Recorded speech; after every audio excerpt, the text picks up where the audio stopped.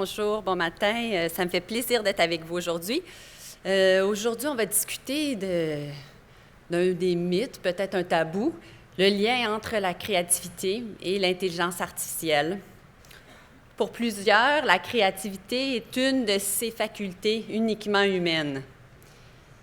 Et puis ce matin, je vais m'appuyer dans ma présentation, dans mes exemples, sur la définition qui nous a été proposée dans la première séance du matin, de la créativité comme étant un processus par lequel des problèmes sont résolus de façon innovatrice, avec une application utile.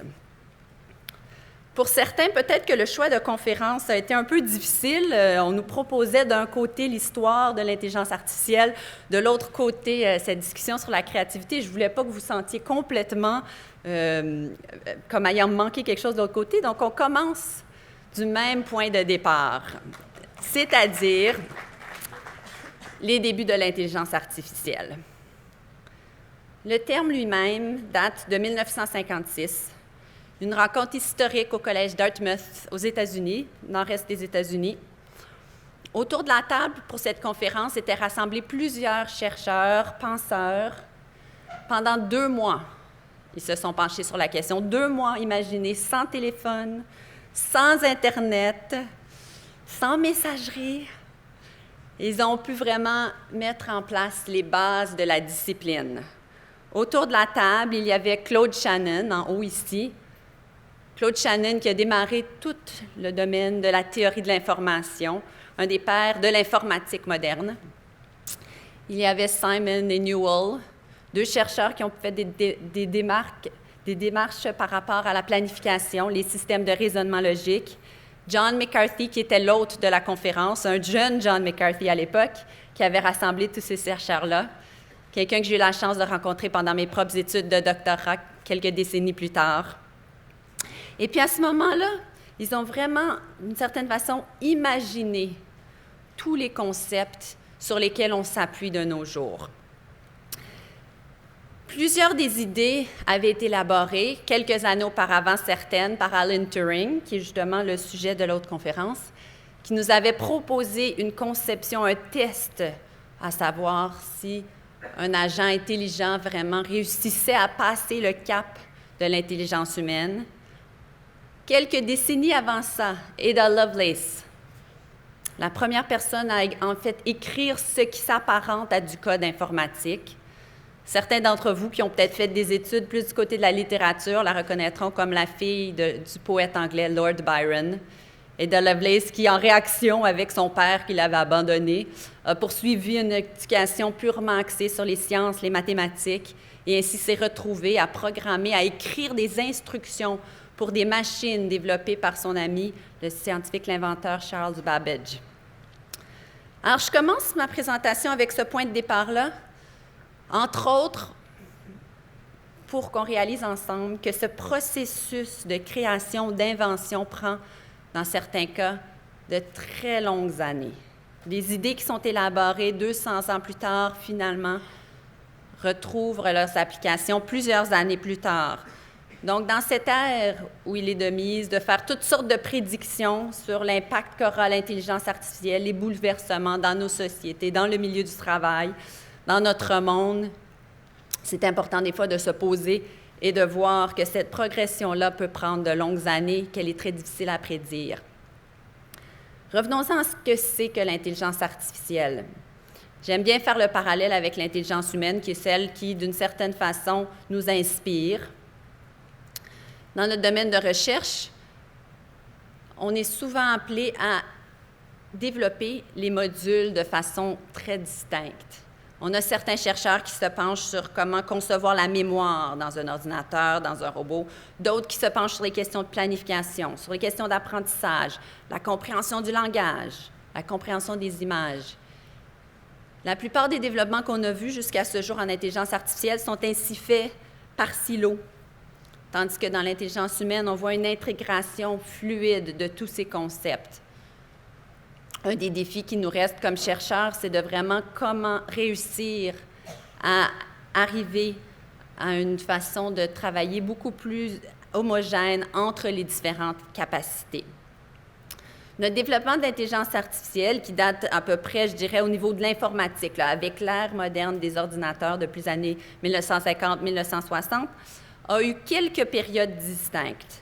La première période en était une où est-ce que notre approche pour développer les technologies nous ramenait à vraiment programmer la machine. Donc, donner à la machine une série d'instructions dans un langage que la machine pouvait comprendre. Ça nous a permis de résoudre certains problèmes, notamment développer des systèmes experts pour jouer aux échecs, pour faire de la planification, de l'optimisation des systèmes experts. Dans ce cas-ci, je m'inspire d'un exemple qui est dans le domaine médical, où est-ce que, par exemple, on pourrait vouloir définir comment trouver de façon intelligente les tumeurs dans des images médicales. Vers la fin des années 80, cette approche plus programmatique a commencé à s'essouffler un petit peu parce que, dans certains cas, et notamment dans le cas de l'analyse d'imagerie médicale, ça devenait de plus en plus compliqué de spécifier à l'avance toutes les instructions nécessaires pour que la machine puisse accomplir la tâche. Plus les tâches se complexifiaient, plus ça devenait difficile de s'assurer d'avoir un ensemble d'instructions suffisamment complet. À partir des années 90, plusieurs méthodes se sont tournées vers des méthodes d'apprentissage automatisé, plutôt qu'une approche programmatique, vraiment une approche basée sur l'apprentissage. Donc, dans ce cas-ci, plutôt d'essayer de décrire avec précision comment pourraient avoir l'air toutes les tumeurs de toutes les images de tous les patients, on présentait à la machine des milliers d'exemples d'images. Ces images-là, pour la plupart, avaient été annotées par des humains, des experts qui, au préalable, avaient regardé l'image et avaient déterminé l'emplacement ou la non-présence d'un tumeur dans le cerveau. Et puis, c'est à partir de tous ces exemples-là qui sont présentés que la machine apprend à reconnaître certains patterns qui reviennent et il peut, après plusieurs exemples, identifier où sont les tumeurs. D'une certaine façon, c'est intéressant parce que ça s'apparente beaucoup à la façon de faire des humains. Dans la plupart des cas, l'apprentissage se fait, que ce soit l'apprentissage des langues, que ce soit l'apprentissage de nouvelles tâches, se fait à partir d'exemples plutôt qu'à partir d'une description complète de la tâche. Alors, comment est-ce que la machine apprend? Encore là, le cerveau humain peut nous inspirer, notamment pour ce qui est pour le développement des réseaux de neurones artificiels. Le neurone dans le cerveau humain se compose en fait de quelques parties qu'on comprend assez bien, un noyau, et puis des branches qui permettent de communiquer des messages entre neurones. Et puis toute cette capacité intellectuelle qui jaillit se fait lorsque toutes les neurones communiquent entre elles les informations. Ça commence avec les neurones qui sont plus près de nos systèmes perceptuels, ce qu'on voit, ce qu'on entend, et puis l'information se propage après ça dans les couches du cortex. Du côté des ordinateurs, on a un peu un système semblable, un neurone artificiel. Ce neurone-là est en fait une ligne de code, une équation mathématique qui en elle seule est très, très simple. Puis la puissance de ces réseaux de neurones vient du fait qu'on est capable de composer chacune de ces équations avec plusieurs autres équations. Dans certains cas, on parle de réseaux de neurones qui ont plusieurs centaines de milliers de neurones. Chacun de ces neurones-là, la fonction à l'intérieur du neurone permet de s'adapter en fonction des informations qui sont présentées. Donc, lorsque le réseau observe des milliers d'images, le réseau apprend à faire des connexions entre les pixels de l'image et puis la notation de l'expert pour pouvoir à son tour prédire de façon automatique où se retrouvent les neurones éventuellement dans des nouvelles images. Beaucoup de l'effervescence par rapport au progrès de l'intelligence artificielle, je dirais, date des derniers 5 ans, et puis beaucoup de ces progrès-là ont été observés dans le cas de l'analyse d'images. Donc, on a vu dans certaines compétitions au niveau international, des résultats assez remarquables où est-ce que les machines sont capables, dans des images prises de scènes naturelles, de détecter, d'identifier des objets dans l'image avec beaucoup de précision. Ici, dans ce cas-ci, on voit à gauche un exemple d'un enfant, une personne, un chien, une chaise, qui ont tous été identifiés de façon automatique. Non seulement la nature de l'objet, mais l'emplacement de l'objet dans l'image a été annoté de façon automatique par la machine. Et puis, on commence à devenir de plus en plus sophistiqué, à savoir, au début, pour distinguer le vin rouge, on devait l'avoir dans des conditions assez simples. Et puis, avec le temps, on est capable d'avoir des images plus complexes, où est-ce que des images de fond, où est-ce que le vin est aperçu comme l'image un peu plus vers le centre, dans des conditions pas tout à fait naturelles. Même chose pour les volcans. Et puis, on peut regarder des scènes où est-ce qu'il y a plusieurs objets. Dans ce cas-ci, une scène de plage avec plusieurs personnes sur le bord de la plage qui sont toutes identifiées, localisées, avec un certain taux de confiance à savoir ce que c'est qui est là et segmentées de l'image de fond. Toutes ces approches-là, en fait, sont vraiment des modèles analytiques. Je dirais qu'on n'est pas encore tombé tout à fait dans le mode créatif de l'intelligence artificielle, mais on a fait vraiment des progrès remarquables à savoir comment prendre des données réelles, des données complexes, les analyser pour que la machine comprenne la nature de certains concepts. Et puis, quand je parle de créativité, d'une certaine façon, ce qui m'intéresse, c'est le processus inverse. Comment on permet à la machine de partir d'un concept, après ça, de produire des données, des solutions de façon vraiment innovatrice. Ce genre de technologie-là, c'est ce qu'on appelle dans le langage plus technique des generative models, des modèles qui génèrent des nouvelles données, qui génèrent, dans certains cas, des nouvelles solutions. On les observe souvent, entre autres, dans les systèmes de chatbots qui sont appelés à avoir des conversations. Dans certains cas, les systèmes sont plus analytiques dans le sens que le système essaie de prédire le contexte de la conversation. Mais dans le cas qui nous intéresse ici, tiré d'un jeu de domaine public que les chercheurs utilisent dans leur recherche, qui nous vient des collègues chez Twitter, conversations Twitter qui sont publiées, avec lesquelles on peut travailler, la conversation est un peu intrigante à savoir comment est-ce qu'elle va se poursuivre.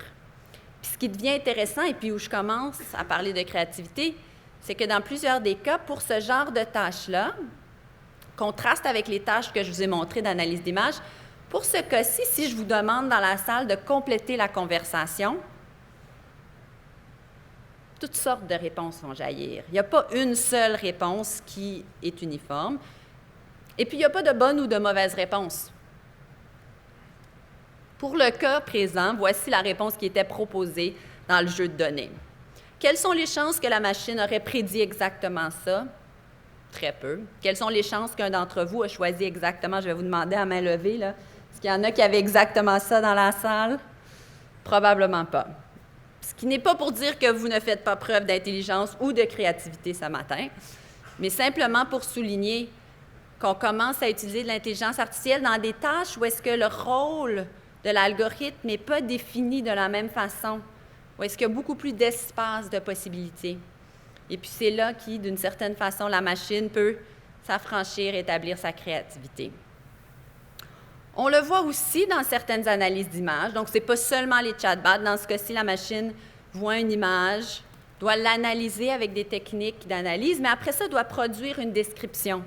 Cette description-là peut être très factuelle, peut être plus poétique. Dans le cas à gauche, on voit 2 pizzas sur une cuisinière. Dans le cas à droite, un groupe de jeunes gens qui jouent au frisbee. Dans certains cas, la machine a encore un petit peu de problème. À gauche, elle nous identifie un frigo qui est rempli de nourriture et de breuvages. Je ne sais pas, vos frigos en France, ça a l'air de ça. En Amérique du Nord, ce n'est pas le cas. À droite, un autobus jaune stationné dans un stationnement. Encore une fois, pas tout à fait ce que la plupart des gens nous diront.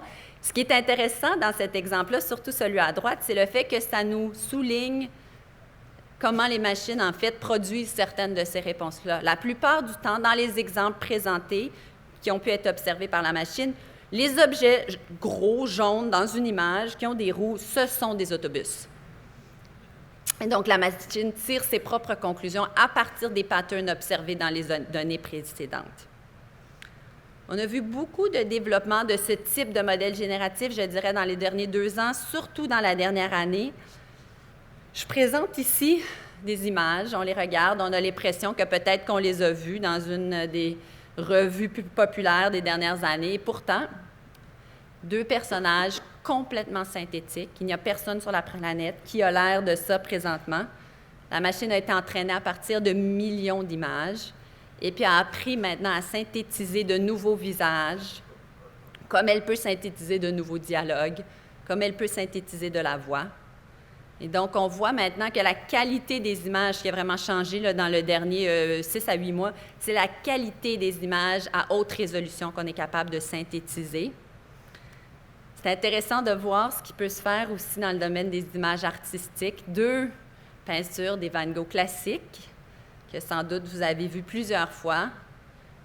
Si on demande à la machine de nous les réinterpréter avec un certain penchant artistique, je ne me poserai pas sur le style précis là, qui est adopté ici, mais on reconnaît quand même le Van Gogh d'origine, mais avec une interprétation complètement différente. Et puis si je vous demandais à vous tous dans la salle de reproduire le Van Gogh, sans doute le style serait différent aussi, personnel, créatif. Il y aurait quelque chose de nouveau qui sortirait de cela. Alors, où est-ce que ça m'amène dans mon cas, dans ma recherche? En fait, on l'a dit au début, qu'est-ce que c'est que cet apprentissage par renforcement? En fait, ce n'est pas si mystérieux que ça. C'est des techniques que la plupart d'entre nous utilisent, que ça soit pour entraîner un animal domestique, que ça soit dans l'éducation de nos enfants, des fois dans les relations avec les conjoints. Il y a une technique par laquelle on essaie de changer le comportement de l'agent en offrant soit des récompenses, soit des conséquences en fonction de certains comportements. Donc, les comportements plus désirables sont récompensés. Les comportements moins désirés on essaie de les corriger en présentant certains signaux. Alors, c'est une technique, en fait, qu'on a codifiée dans un langage mathématique, informatique, qu'on utilise maintenant pour entraîner nos machines, entre autres nos robots, nos agents intelligents. Et puis, dans ce contexte-là, l'agent n'a pas besoin d'observer directement quelle est la notation à poser. L'agent peut proposer des solutions, peut agir dans un environnement. Cet agent peut être complètement logiciel ou robotique. Et puis observe une fonction mathématique qui lui donne soit des récompenses ou soit des conséquences. Cette fonction mathématique-là est la fonction que l'agent cherche à optimiser. Donc, c'est un problème d'optimisation au niveau mathématique.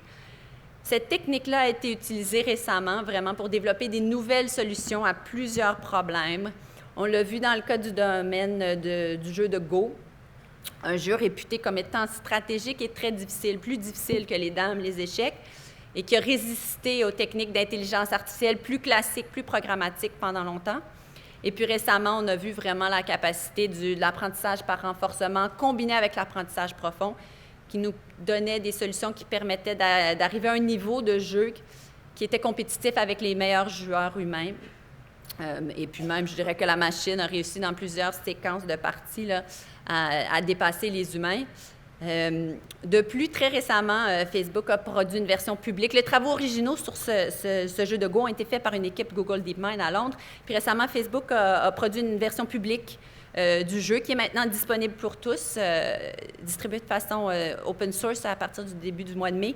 Et puis depuis, il y a plusieurs joueurs de Go qui ont pu observer là, les entrailles de ce système intelligent. Puis on voit que maintenant, les meilleures combinaisons de joueurs sont en fait un partenariat entre l'humain et la machine. Les deux ensemble se consultant pour arriver à une performance supérieure que l'un ou l'autre en soi. Les méthodes d'apprentissage par renforcement sont aussi utilisées en robotique, notamment dans notre laboratoire. On est en train de développer non tout à fait des voitures autonomes, mais vraiment des fauteuils roulants autonomes, des fauteuils roulants qui sont utilisés par des personnes à mobilité réduite pour naviguer de façon autonome dans leurs environnements. L'usager peut indiquer sur un tableau de bord où il veut s'en aller, peut visualiser où la machine s'en va, et puis peut aussi percevoir les obstacles dans son environnement. On a fait plusieurs tests, notamment dans un centre d'achat à Montréal, qui est un partenaire de ce projet-là. Et puis, ce qui est intéressant par rapport à la robotique un peu plus classique qu'on voit ici, là, dans cette robotique classique, souvent, le robot est équipé de cartes et pouvait se déplacer dans des environnements où est-ce qu'il y avait très peu d'autres individus. Et puis, nous, en travaillant dans un centre d'achat, on est appelés à développer des systèmes de navigation où est-ce que le robot doit contourner de façon fluide les gens qui se déplacent dans l'environnement. Puis ça posait des problématiques intéressantes que les méthodes plus classiques d'intelligence artificielle ne savaient résoudre parce qu'on ne savait écrire la liste complète d'instructions pour éviter les foules. Ça s'avère un problème assez complexe, sophistiqué. Donc, avec des méthodes d'apprentissage par renforcement, ici, ce que vous voyez, c'est une vidéo prise à partir de la première personne, la caméra étant sur le fauteuil roulant. Il se déplace dans la foule, il s'oriente de façon très fluide. Ce n'est pas un comportement qu'on aurait pu programmer avec des méthodes classiques, alors qu'avec l'apprentissage par renforcement, le robot a pu évoluer cette technologie-là. On apprend, dans ce cas-ci, en fait, avec ce qu'on appelle une méthode d'apprentissage par imitation. L'apprentissage par imitation se veut en fait le reflet de démonstration humaine. Puis dans plusieurs des cas, Ça nous permet de ne pas avoir à spécifier trop précisément la fonction des récompenses. Encore là, dans un cas comme ci, expliquer la fonction des récompenses reviendrait à dire à quelle distance est-ce que le fauteuil doit naviguer par rapport aux autres personnes dans l'environnement, par rapport aux murs, les obstacles fixes. Et puis, ce sont des choses qui sont assez difficiles à écrire de façon très précise. Donc, avec de l'apprentissage par imitation, ça nous permet d'observer, dans ce cas-ci, une personne qui est un usager régulier de fauteuil intelligent, qui peut conduire le fauteuil dans des conditions variées, des conditions difficiles, pas seulement en laboratoire, mais aussi en milieu réel. À partir de ces données-là, le robot observe autant la dynamique de l'environnement que le contrôle effectué par l'humain, apprend à synthétiser ça dans une nouvelle politique de contrôle et puis apprend à se déplacer de façon autonome dans ce type d'environnement-là. Alors, on a pu, dans ce cas-ci, entraîner le robot dans nos laboratoires avec des démonstrations, tester ça en milieu universitaire. C'est du travail qui a été fait en partenariat avec plusieurs universités à Montréal. Et puis amener ça dans un fauteuil qui a été déployé au centre d'achat, testé par plusieurs usagers. On a une douzaine d'usagers qui sont venus sur plusieurs jours tester le prototype. Il faut savoir dans ce cas-ci que c'est déployé dans un centre d'achat à Montréal, pour ceux qui sont déjà venus nous visiter, au centre Alexis-Nihon, qui est connecté à une des stations de métro de Montréal. Donc, il y a un flux d'usagers qui fluctue à toutes les 3 ou 4 minutes quand le métro passe, et puis il y a une décharge humaine dans l'environnement. Donc, ça amène quand même des défis qui sont très, très substantiels par rapport à la navigation. Sortant un petit peu des terrains battus de la robotique, on voit de plus en plus les applications de l'intelligence artificielle dans le milieu de la santé. Donc, c'est-à-dire dans des cas où est-ce qu'on a des données variées et puis où est-ce que la machine est appelée à analyser ces données-là et puis à savoir comment synthétiser, que ce soit l'information qui peut améliorer la compréhension de la situation au médecin, que ce soit de prédire certaines informations.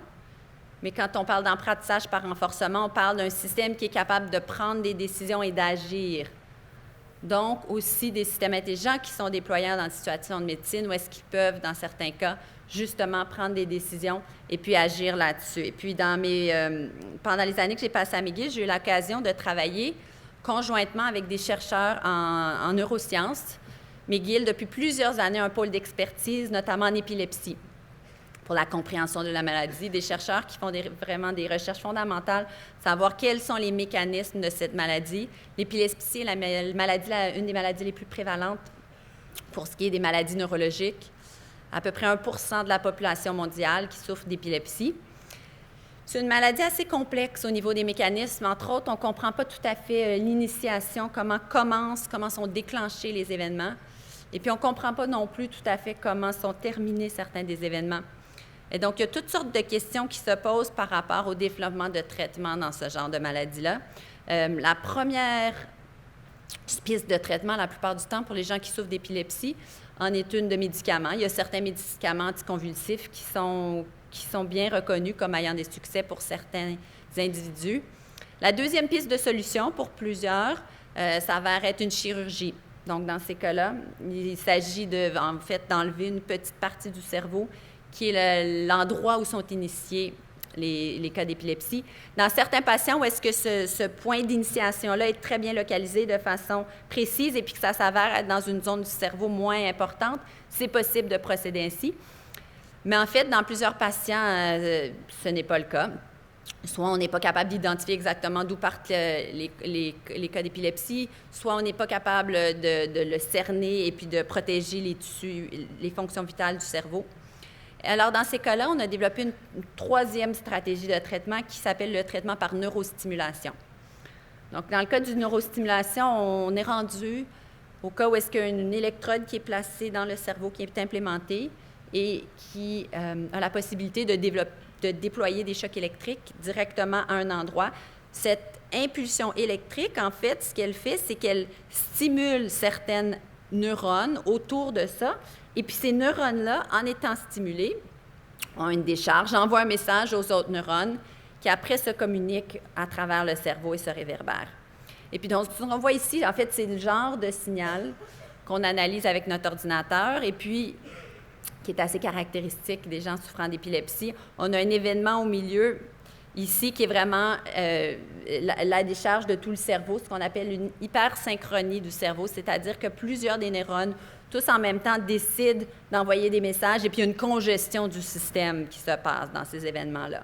Donc, cette hypersynchronie, et avant ça, il y a des petits messages qui sont annoncés, là, ce qu'on appelle des interictal spikes, donc des petits événements avant qui annoncent un peu qu'il y aura peut-être un événement d'hypersynchronie à venir. Et donc, nous, avec nos méthodes d'intelligence artificielle, donc, pendant plusieurs années, on a essayé seulement d'analyser ce genre de signal-là pour pouvoir déterminer, avec des techniques d'apprentissage, à quel moment est-ce qu'on peut prédire avec certitude quand viendront les incidents. Et puis ça, c'est une tâche un peu plus classique dans ce cas-là. Donc, on prend le signal, on le décompose, on le décortique, on le présente au réseau de neurones. Le réseau de neurones est capable, après ça, de trouver les patterns prédictifs, surtout ces petits spikes-là qui arrivent au préalable, qui sont un petit peu les indicateurs, et d'essayer de prédire à quel moment va avoir lieu l'événement. Et puis, avec un peu plus de recul, on s'est dit, mais on a la possibilité de ne pas seulement faire de la prédiction, pas seulement analyser les données, mais vraiment d'intervenir avec ces engins de neurostimulation-là. Alors, au niveau de l'intervention, vraiment, la théorie veut qu'en déployant un système qui stimule de façon aléatoire le cerveau, quand ce signal-là rentre, il force les neurones à justement envoyer des messages aux autres neurones, ça détruit la possibilité qu'il y ait une hypersynchronie. Donc, ils ne peuvent se synchroniser parce qu'ils sont occupés à distribuer d'autres messages, notamment le message de l'électrode qui a été passé au cerveau. Donc, où j'en viens avec l'intelligence artificielle, c'est que pendant quelques années, le développement de cette technologie-là était fait uniquement dans des labos de neurologie, neurosciences. Et puis, dans ce cas-là, toutes les stratégies de neurostimulation qui étaient évoquées, c'était des stratégies qu'on appelle périodiques, c'est-à-dire que la stimulation se faisait à intervalles fixes. Donc, dans ce cas-ci, à toutes les secondes, il y a un petit signal qui est envoyé. Puis, il y a certains systèmes dans le corps humain, notamment le cœur, où est-ce que les stratégies périodiques sont assez efficaces. Ce n'est pas le cas dans le cerveau. Alors, il y a vraiment une possibilité, dans ce cas-ci, de combiner les méthodes d'analyse qui nous permettaient d'analyser de façon automatique ce qui se passait dans le cerveau pour moduler la stratégie de stimulation de façon un peu plus optimisée.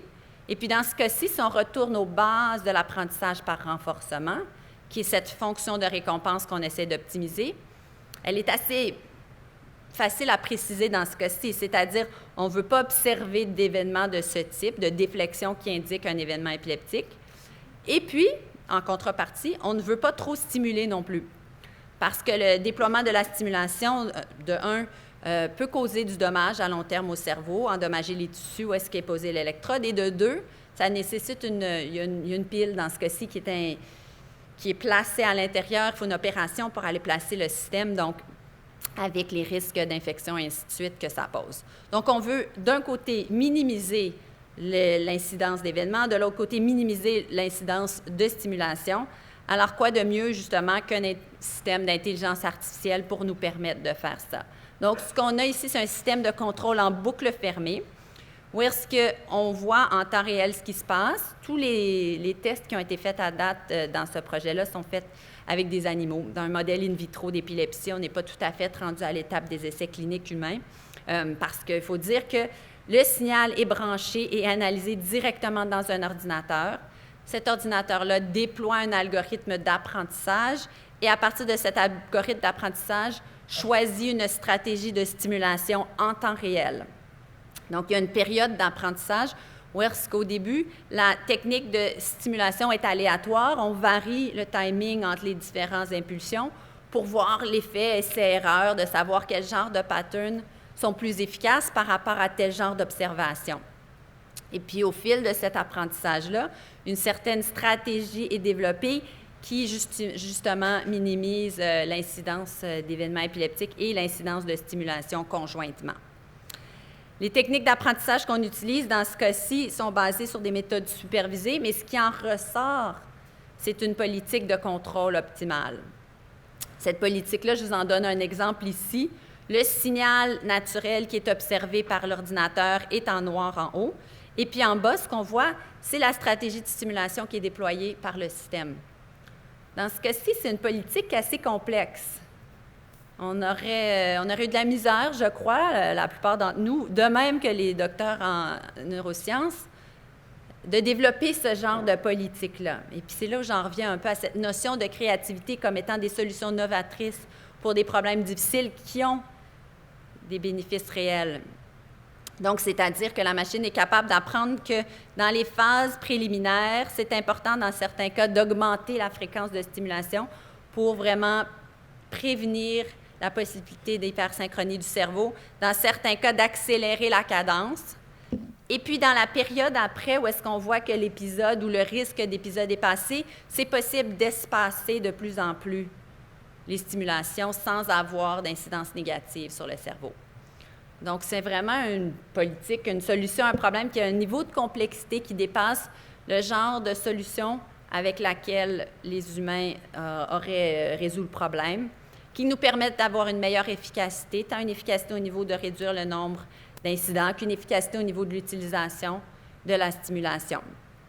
Et puis, dans ce cas-ci, on a une politique de contrôle qui peut aussi être adaptée d'un individu à un autre. Dans notre cas, les souris sont assez uniformes.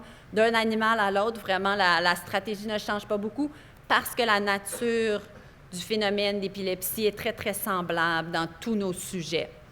Mais éventuellement, quand on s'intéresse à déployer ça dans les humains, c'est possible de changer la stratégie avec exactement les mêmes méthodes d'apprentissage pour que cette stratégie-là s'adapte à chacun des individus en fonction de leur manifestation de l'épilepsie, en fonction des signaux dans leur cerveau, puis en fonction de la réaction de ce système-là, parce que c'est un système dynamique, la réaction de ce système-là aux impulsions de la politique.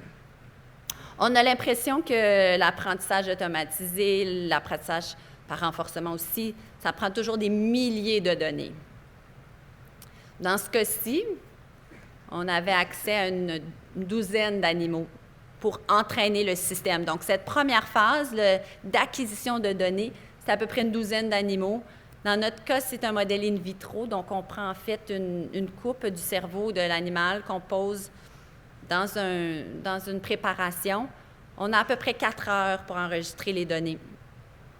Donc, on avait en tout quelques heures à peine, quelques douzaines d'heures d'enregistrement de données pour entraîner notre système. On avait une autre dizaine d'animaux qui ont été utilisés dans la phase pour tester le système. Donc, dans ce cas-ci, on avait fermé le système d'apprentissage, on avait fixé les neurones de notre système d'apprentissage et puis on essayait juste de tester l'efficacité de l'approche, une autre dizaine d'animaux pour ça.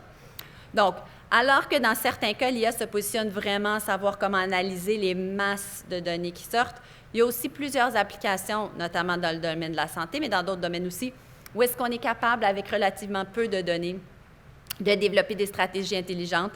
Évidemment, pour ce faire, il faut choisir des modèles appropriés. Un peu plus tôt, quand je vous ai parlé d'apprentissage par renforcement, je vous ai présenté un réseau de neurones avec 600 000 neurones, des millions, en fait, de paramètres à entraîner. C'est certain qu'on n'entraîne pas un réseau de cette taille-là avec des données de 12 animaux.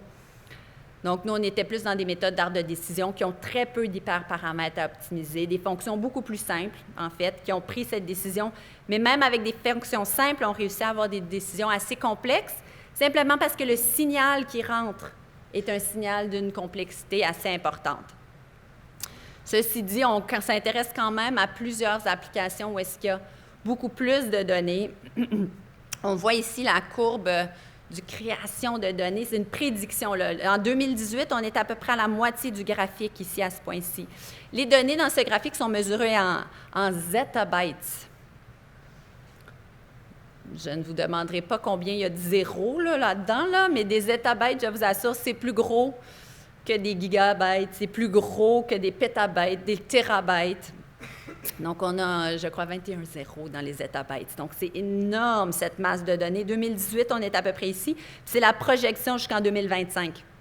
Cette courbe de croissance inclut évidemment des données, par exemple, qui nous viennent en ligne, des données d'images, de vidéos, d'autres données de productivité qui nous viennent de tout le milieu de l'industrie et de la société.